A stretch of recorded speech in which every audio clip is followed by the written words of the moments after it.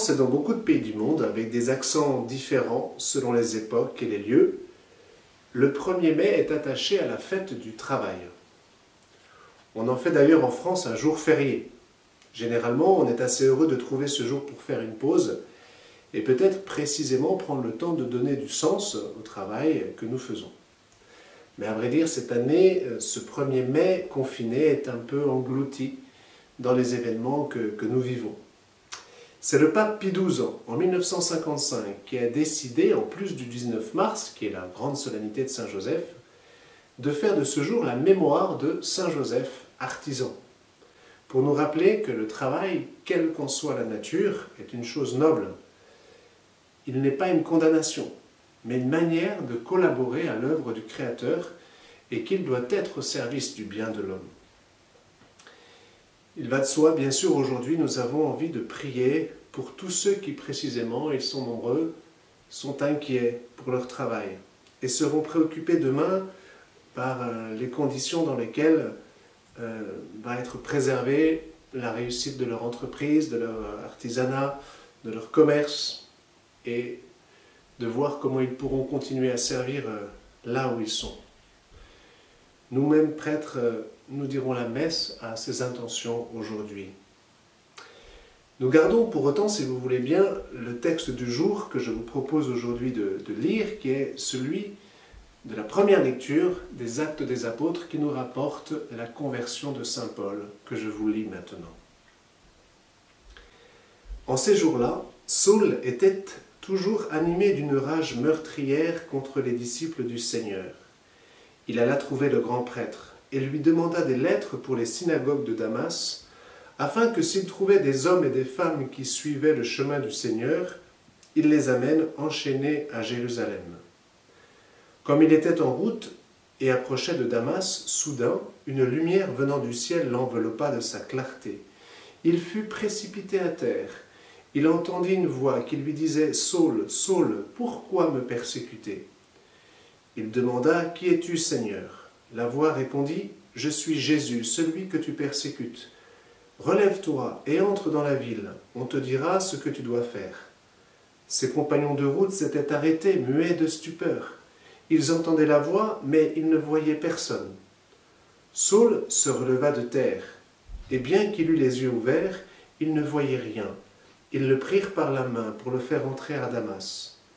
Pendant 3 jours, il fut privé de la vue, et il resta sans manger ni boire. Or, il y avait à Damas un disciple nommé Ananie.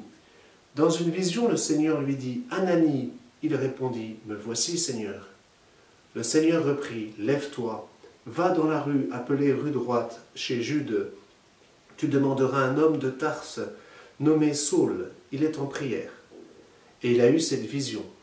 Un homme du nom d'Ananie entrait et lui imposait les mains pour lui rendre la vue.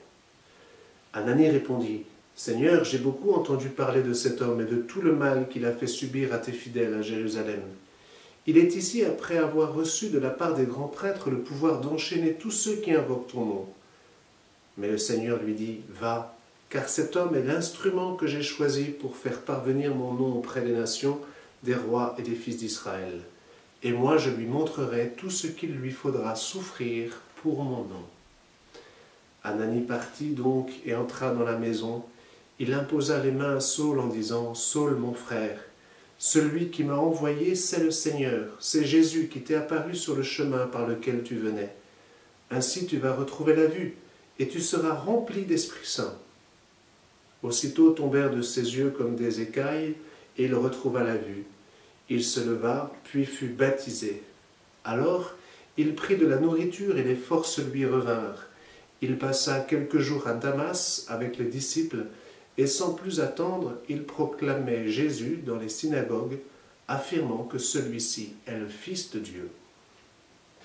Chers amis, dans ce récit nous est rapportée une des très grandes conversions de l'histoire du christianisme, conversion qui va jouer un rôle capital, nous le savons, dans son histoire primitive.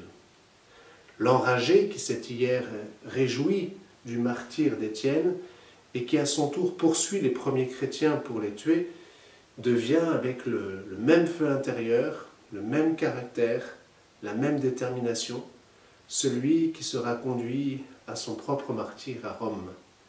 Il devient le prédicateur infatigable du Christ. Saul devient Paul. Cette conversion est fascinante. Elle n'a pas fasciné que les artistes. Elle mérite en ce temps pascal que nous nous y arrêtions. Derrière cette conversion de saint Paul, je vois tout d'abord une grande espérance pour toute conversion. S'il y avait un ennemi de la foi à l'époque de l'Église naissante, c'était bien ce Saul. Sa conversion a changé clairement le cours de l'histoire chrétienne. Si vous êtes ce que vous devez être, vous mettrez le feu au monde, disait sainte Catherine de Sienne, que nous avons fêté mercredi. Clairement, ce feu de Saul était celui de la destruction, de la haine, le feu de l'enfer, d'une certaine manière. Le feu de Paul naîtra d'un amour brûlant du Christ. C'est lui qui dira, comme une grande émotion spirituelle, « Il m'a aimé et s'est livré pour moi ». Sa parole sera une torche que nous lisons encore aujourd'hui comme parole de Dieu, car il sera regardé comme inspiré par l'Église primitive. C'est une destinée inouïe, saint Paul. Peut-être que cela signifie, pour nous, aujourd'hui, pour ceux pour qui nous prions, que nous ne devons désespérer d'aucune conversion. Saul était un chef respecté et qui avait autorité. Sa conversion a compté dans l'histoire. Voilà qui me fait dire une chose qu'on ne dit pas assez, peut-être à mon sens aujourd'hui, c'est qu'il faut prier pour la conversion de nos élites, de ceux qu'on appelle ainsi. Prions-nous pour la conversion du président de la République et des gouvernants, des grands chefs d'entreprise, des leaders de tout ordre, de ceux qui n'auraient aucun pouvoir si cela ne leur avait été donné d'en haut, dira Jésus, de ceux qui d'une manière ou d'une autre conduisent la destinée des hommes. Pas une conversion, si je puis me permettre, à la justice, à la paix, à l'égalité, que sais-je, une conversion au Christ, une rencontre personnelle et vivante avec le ressuscité. Car sans le Christ, ces beaux mots, qui sont des mots nobles, qui définissent des réalités nobles, finissent tôt ou tard à être des mots creux, nous le voyons bien, ou des idées folles. Nos chefs, et ce n'est pas une nouveauté, ignorent le Christ. C'est un fait. Pourquoi s'y résigner? Comment penser que le monde ira mieux si en l'ignorant, ils choisissent consciemment ou non de le combattre? À ces grands chefs, je leur souhaite le meilleur. Je leur souhaite un chemin de Damas. Je leur souhaite une bonne et vraie chute de cheval. Sans cela, ne leur demandez pas de comprendre que la messe est de plus haute nécessité que des croquettes pour un chien ou que du papier hygiénique. C'est une comparaison terrible, mais particulièrement d'actualité. Derrière cette conversion de saint Paul, je pense qu'il y a un élan incroyable, qui est celui de la mission. Paul est choisi pour cela, pour porter la mission de l'Église naissante.